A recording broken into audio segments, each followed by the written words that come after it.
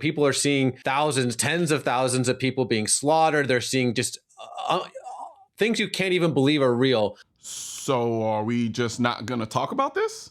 Because this right here, this is exactly what they tell us could never happen again. A new report by Iran International is claiming that 12,000, yes, 12,000 people have now been slaughtered by the regime in the revolution happening in real time in Iran. 12,000 people slaughtered by their own government. And before somebody says, well, that's over there, no, this is happening right now in 2026. There's a video going around Telegram of just body bags everywhere. I don't know. Obviously, I don't think we can show it here, but I showed it to my wife this morning, and she's like, "Stop! I can't watch this." It was just the street were literally just lined with body bags and people just weeping. Body bags lining the streets, and we're supposed to pretend that the idea of a tyrannical government is some outdated conspiracy theory? They're using lethal weapons against people who have no weapons and are using sticks and stones to come out onto the street. I want you to listen to that again. Lethal weapons against people with sticks and stones. This is the reality when the government has all the power and the people have none. I've actually talked to a doctor who told me he has colleagues who have been told not to operate on anybody who has a gunshot wound. Pharmacists who have been told to document the names of those who come in for anything pertaining to wound care. People are reluctant to go into hospitals because the regime officials are coming in there and taking names and arresting people. Wow. They cut the internet, they cut the electricity, they track the wounded. They don't even have freedom of speech because you can't speak if you're silenced. And yet, every time people like me talk about why the Second Amendment exists, we're told we're paranoid. We're told we're outdated. We're told to just trust the government. Show me another example where disarming the people made them safer, because Iran is showing you exactly how this ends. When the Second Amendment was written, the word militia didn't mean the government force. It meant the people, ordinary citizens, fathers, mothers, workers, neighbors, the same people who, if they were alive today in Iran, would be standing in the streets right now, except instead of sticks and stones, they would have the means to actually defend themselves. That's why the phrase, I am the militia, matters. That's why I came up with the design at shop.mrcolion.com. It's not about cosplay. It's not about being extreme. It's about remembering who the Constitution was written for and why.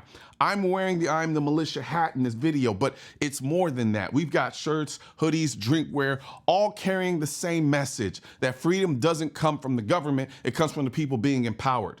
You can find it all at shop.mrcolion.com. I'll put a link in the description section of this video, because history has shown us over and over again what happens when the people are disarmed, and we're watching it happen right now. Here's the part of the conversation that makes people uncomfortable, but it shouldn't. What's happening in Iran is not some historical anomaly. It's not some freak accident of a backwards country. It's not something that only happens in textbooks or black and white photos from 100 years ago. This is happening right now in modern times, in a country with smartphones, university, engineers, doctors, real people. And when those people finally said enough, the government answered them with bullets. And what did the people have? Sticks, stones, bare hands. That is desperation. And this is exactly why people in the gun community get so frustrated when the Second Amendment gets reduced to a punchline, when it gets treated like it's about hunting deer or shooting paper targets. When people say that tyranny stuff could never happen here, we're too advanced for that now. Iran is showing you in real time how wrong that thinking is. They don't have a First Amendment. The government shut off the internet, shut off electricity, silence communication, control the narrative. Once you can't speak, once you can't organize, once you can't even tell the world what's happening to you, everything else comes easy for the people in power. And then comes the violence. People love to say, just trust the government, give up your guns. The government will protect you. Protect you from who? From itself? Because every historical example of mass slaughter starts the same way. Governments don't fear unarmed populations. Have you forgotten who has the gun here? They don't negotiate with defenseless people. We don't negotiate with people like that. They don't compromise when there's no resistance. America is different, not because Americans are better people, but because the system was designed differently. The founding fathers didn't trust power. They didn't trust governments. They had just fought one. They understood that liberty only exists when the people have leverage, real leverage, not just words on paper.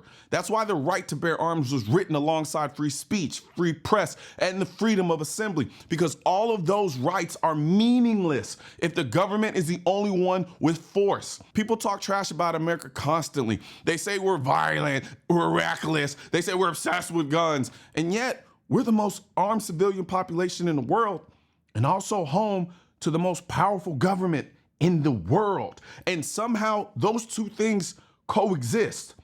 According to anti-gun logic, that should be impossible, but it isn't, because an armed population doesn't make tyranny easier.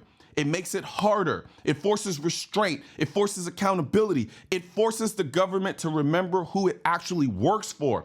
Iran is not an argument. It's evidence.